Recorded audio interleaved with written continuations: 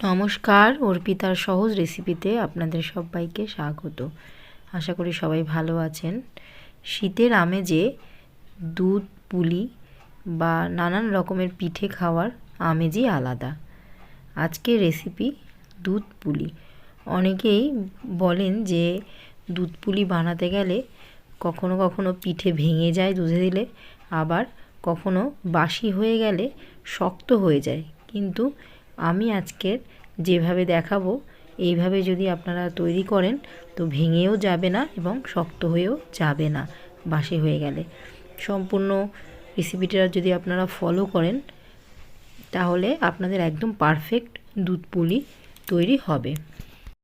ভিডিওটি সম্পূর্ণ দেখার অনুরোধ রইল, তাহলেই সঠিক পরিমাপ এবং পরিমাণ এবং বানানোর পদ্ধতিটা আপনারা বুঝতে পারবেন। আর যদি আমার এই ভিডিওটি ভালো লাগে তাহলে প্রিয়জনদের সাথে অবশ্যই শেয়ার করে দেবেন। এবং যদি আপনারা নতুন বন্ধু কেউ আমার ভিডিওটা দেখেন তাহলে অবশ্যই সাবস্ক্রাইব করে দিয়ে আমার পাশে থাকার অনুরোধ রইল। তাহলে চলো বন্ধুরা দেখে নিই দুধ পুলি রেসিপি।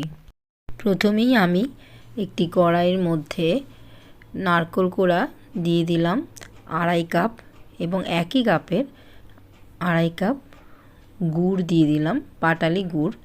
আমি একটু নোড়া দিয়ে থেতো করে দিয়েছি, আপনারা চাইলে গ্রেট করেও দিতে পারেন। দিয়ে ভালো করে নারকেলের সাথে মিশিয়ে নিচ্ছি।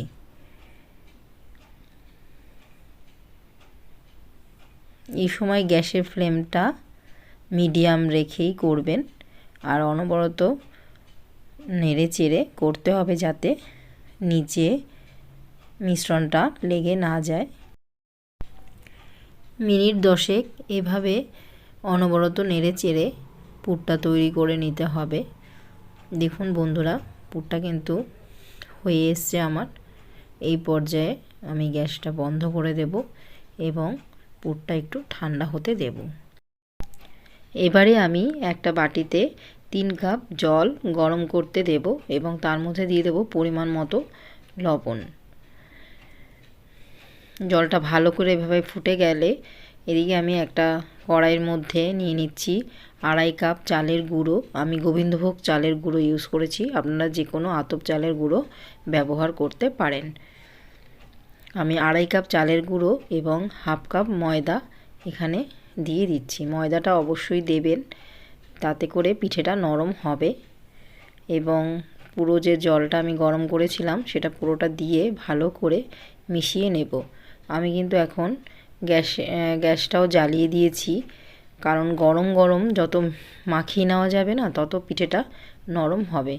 ভালো করে গরম জল আর চালের গুঁড়ো মিশিয়ে নিতে হবে এবং এরকম গরম অবস্থাতেই ভালো করে হাত দিয়েও মেখে নিতে হবে। প্রথমে আমি কিছুক্ষণ হাতা দিয়ে মেখে নিচ্ছি, তারপরে হাত দিয়ে ভালো করে মেখে নেব, যেভাবে রুটি করার জন্য আটা মাখি সেরকম। দেখুন পারফেক্ট একদম হয়েছে।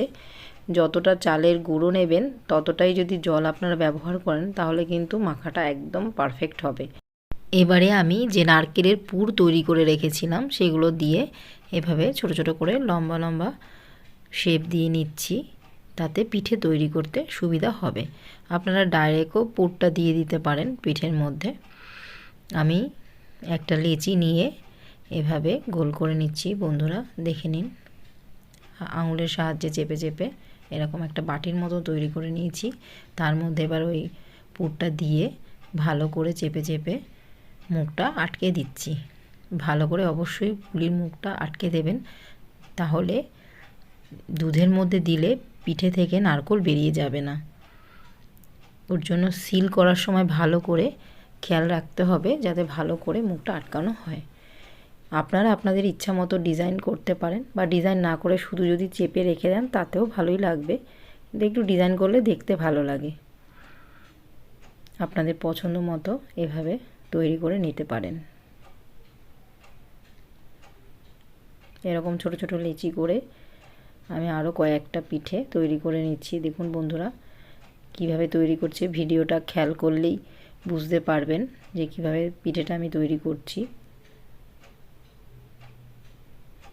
অবশ্যই পুলি পিঠের মুখটা ভালো করে এভাবে চেপে চেপে সিল করে দেবেন, তাহলে আর দুধের মধ্যে দিলে পিঠেগুলো ভেঙে যাবে না। ছোট্ট ছোট্ট এই টিপসগুলো যদি আপনারা ফলো করেন তাহলে কিন্তু আপনাদের পিঠেগুলো পারফেক্ট হবে। দেখুন সবগুলো পিঠে আমি এভাবে গড়ে নিয়েছি। ওদিকে আমি দুধ গরম করতে দিয়েছি। আমি এখানে 2.5 লিটার দুধ গরম করে নিয়েছি। দুধটা ভালো করে ফুটে উঠলে আমি তার মধ্যে দিয়ে দেব 300 গ্রাম মতো পাটালি গুড়। গুড়টা আমি একটু নোড়া দিয়ে থেতো করে নিয়েছি, আপনারা চাইলে গ্রেটার দিয়েও গ্রেট করে নিতে পারেন। এবারে আমি একে একে সব পিঠেগুলোও এর মধ্যে দিয়ে দেব। পিঠেগুলো দিয়ে সাথে সাথে আপনারা একদমই নাড়াবেন না, 2-3 মিনিট হতে দেবেন। যখন দেখবেন ফুটে উঠবে তখন হাতা দিয়ে আস্তে আস্তে নাড়িয়ে দেবেন, না হলে কিন্তু ভেঙে যাবে। এই পর্যায়ে আমি দিয়ে দিলাম এলাচ গুঁড়ো, 2-3টে এলাচ আমি থেতো করে একটু গুঁড়ো করে দিয়েছি, এবং কিছুটা আমি টুসি পিঠের মতো করে নিয়েছি, সেগুলোও দিয়ে দিচ্ছি। এটা অপশনাল, এটা আপনারা চাইলে দিতে পারেন, আমার ভালো লাগে তাই আমি দিয়েছি। বন্ধুরা আমি কিন্তু এই পর্যায়ে 1 চিমটে মতো নুন ব্যবহার করেছি, সেটা ক্যাপচার করা হয়নি, কিন্তু অবশ্যই সামান্য একটু নুন দেবেন, তাহলে পিঠেটা ভালো হবে। 10 মিনিট মতো পিঠেটা যদি এরকম রান্না করে নেন তাহলেই কিন্তু তৈরি হয়ে যাবে। দেখুন বন্ধুরা সব পিঠেগুলো ভালো রান্না হয়ে গেছে বলেই ওপরের দিকে উঠে ভাসছে। এটা দেখলেও বুঝতে পারবেন যে আপনার পিঠেগুলো তৈরি হয়ে গেছে। মিষ্টিটা আপনারা যে যেরকম খেতে ভালোবাসেন সেই পরিমাণ অনুযায়ী দেবেন, তবে আমার কাছে এটাই পারফেক্ট লেগেছে। আমার গুড়ের পিঠেতে এলাচ ভালো লাগে তাই দিয়েছি। অনেকেই আছেন যে এলাচের গন্ধটা ভালোবাসেন না, তাহলে দেবেন না, এটা অপশনাল। দেখুন বন্ধুরা একটু খেয়াল করলেই দেখতে পাবেন যে পিঠেগুলো দেখতে কালারটা একদম চেঞ্জ হয়ে গেছে, একদম পারফেক্ট পুলি তৈরি হয়ে গেছে। একটাও পিঠে ভেঙে যায়নি এবং এটা বাসি হলেও শক্ত হয়ে যাবে না। এভাবেই আপনারা তৈরি করে নিতে পারেন দুধ পুলি। দেখুন বন্ধুরা আমি সার্ভ করে দিলাম একটা বাটিতে। আশা করি আপনাদের এই ভিডিওটি ভালো লাগবে। আজকের তাহলে এই পর্যন্তই, ফিরে আসবো নতুন রেসিপি নিয়ে। নমস্কার।